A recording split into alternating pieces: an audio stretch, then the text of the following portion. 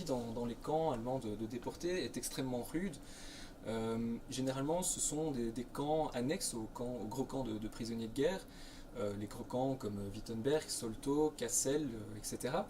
Euh, Ces camps sont aménagés à la hâte puisque, selon le plan allemand, les déportés ne devaient séjourner que quelques jours dans ces camps, puisque c'est des camps qu'ils appelaient des camps de répartition, et donc les déportés ne devaient y séjourner que quelques jours dans l'attente de leur signature de leur contrat de travail, et de là être répartis un peu partout en Allemagne. Seulement, les déportés vont refuser de signer un contrat de travail, ils vont rester dans ces baraques jusqu'à la fin de leur séjour forcé en Allemagne.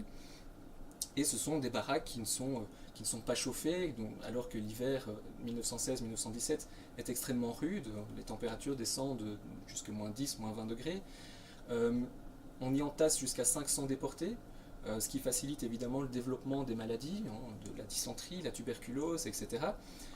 La nourriture est extrêmement peu abondante. On parle d'un peu de café le matin, d'ersatz de pain à midi, accompagné d'une espèce de soupe de betterave à la tête de poisson, etc. Donc ce sont des choses qui ne sont absolument pas nourrissantes, et d'autant plus que les déportés doivent faire face aux mesures coercitives, c'est-à-dire que le haut commandement allemand encourageait l'emploi de la violence pour faire signer, pousser les déportés en tout cas à signer un contrat de travail.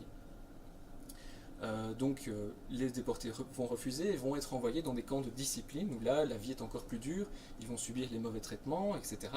Et donc les déportés vont beaucoup souffrir dans les camps en Allemagne. Alors les camps dans la zone des étapes, dans le nord de la France, leurs conditions de vie sont similaires, mais à cela s'ajoute évidemment la dangerosité de la proximité du front.